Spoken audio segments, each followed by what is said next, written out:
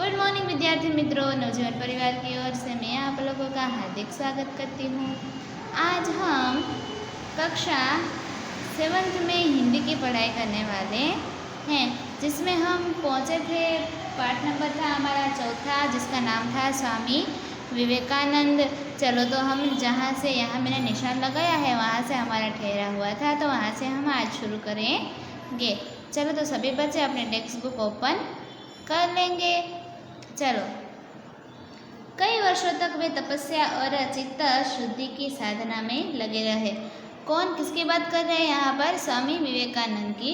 कि कई वर्षों तक स्वामी विवेकानंद है वो तपस्या और चित्त शुद्धि यानी कि अपनी मन की शुद्धि के लिए साधना में लीन रहे।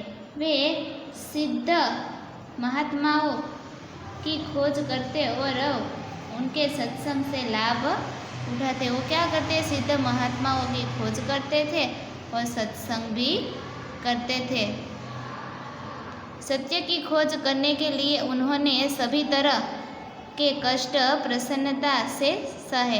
बराबर, सत्य वो किनकी खोज कर रहे थे? सत्य की खोज वो कर रहे थे, तो उन्हें सभी अपने जीवन में आने वाली जो भी कठिनाइयाँ थी वो सभी प्रसन्नतापूर्वक वो सहते थे। स्वामी जी ने स्वयं कहा है कि मुझे 2-3 दिन तक खाना न मिलता था।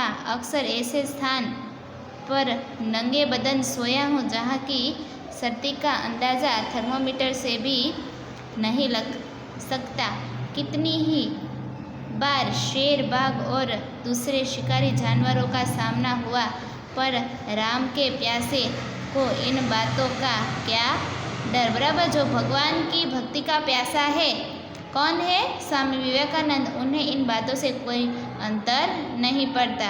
बराबर, कि उन्हें कई बार तो ऐसा भी हुआ है कि उन्हें नंगे बदन सोना पड़ा है। बराबर, और ऐसी जगह पे जहाँ का जो तापमान है वो थर्मोमीटर से भी नापा नहीं जा सकता, यानी कि बहुत ही ठंडा वातावरण वो वहाँ पर फिर भी उन्होंने क्या नहीं मानी? हार नहीं मानी।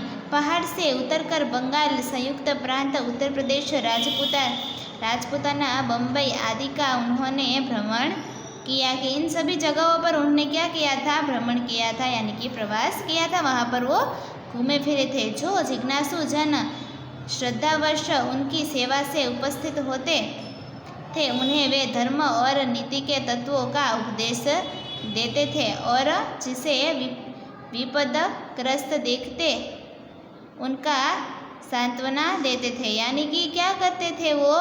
कि जो भी उनके पास श्रद्धापूर्वक सेवा के भाव से आता था उन पर वो क्या, उन्हें वो उपदेश देते थे, और जिसे विपद यानी कि परेशानी में देखते थे उनको भी सांत्वना देते थे। चलो, मद्रास उस समय नास्तिकों और जड़वादियों का केंद्र बन रहा था। बराबर, नास्तिक यानी आप लोगों को पता ही है कि नास्तिक यानी कि जिसे भगवान में नहीं मानता वो लोग। कि जब मद्रास था वो ऐसे लोगों का क्या हो गया था? घर बन गया था। अंग्रेजी विश्वविद्यालयों से निकले हुए नव युवक जो अपने धर्म और समाज व्यवस्था के ज्ञान से बिल्कुल कोरे थे, यानी कि उन्हें कुछ पता नहीं था। खुलेआम ईश्वर का अस्तित्व अस्वीकार किया करते थे। खुलेआम कहते थे कि ईश्वर जगत में है ही नहीं। स्वामी जी यहाँ काफ़ी समय तक रहे और कितने ही होनहार नौजवानों को धर्म परिवर्तन से रोका तथा जड़वाद के जाल से बचाया। बराबर, जो नवयुवक थे वो धर्म को परिवर्तन करना चाहते थे, उन्होंने उनको बचाया।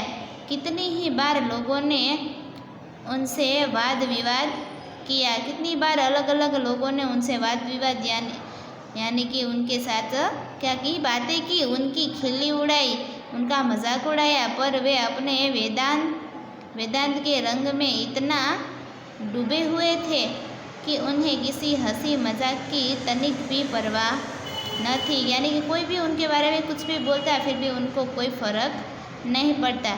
धीरे धीरे उनकी ख्याति नवयुवक मंडली से बाहर निकलकर कस्तूरी की गंध की तरह चारों ओर फैलने लगी। यानी कि कस्तूरी की गंध जैसे हर जगह पर फैल जाती है, बराबर, एकदम जल्दी से फैल जाती है, उसी तरह इनकी जो अच्छे विचारों और उनकी जो नवयुवक मंडली में वो जो थे, तब वहाँ से उनकी जो क्या थी, ख्याति थी, वो बाहर निकली, बराबर, और ऐसे जल्दी से फैल गई। बड़े बड़े धनी मनी लोग अपने भक्त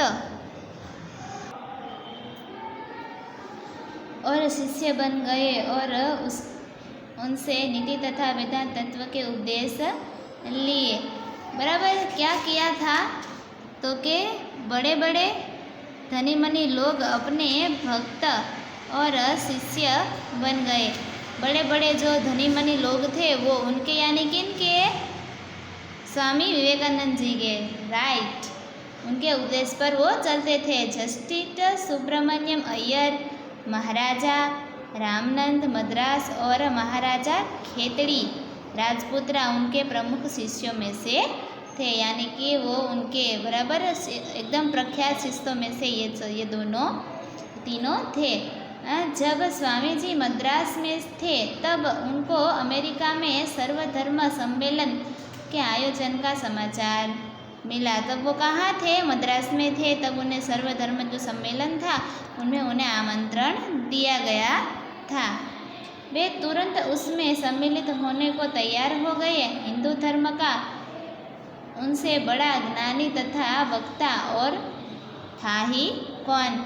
हिंदू धर्म का उनसे बड़ा ज्ञानी और वक्ता यहाँ पर कोई नहीं था, इसलिए उनको ही जाना था। भक्त मंडली की सहायता से वे इस पवित्र यात्रा पर रवाना हो गए। उनकी यात्रा अमेरिका के इतिहास की अमर घटना है। यह घटना अवसर था कि कोई पश्चिमी जाति दूसरी जातियों के धर्म विश्वासों के स्वागत के लिए तैयार हुई हो, ये पहली बार था, बराबर, कि कोई पश्चिमी जाति है वो दूसरी जातियों का क्या कर रही थी, सम्मान कर रही थी, स्वागत कर रही थी। तो चलो विद्यार्थी मित्रों, अभी तक हम यहाँ तक ही रखते हैं। आगे का हम नेक्स्ट वीडियो में देखेंगे। तब तक आप पढ़ते रहिएगा, लिखते रहिएगा। Bye bye. अपने घर का ध्यान रखिएगा और मास्क तो ज़रूर पहनिएगा। Bye bye.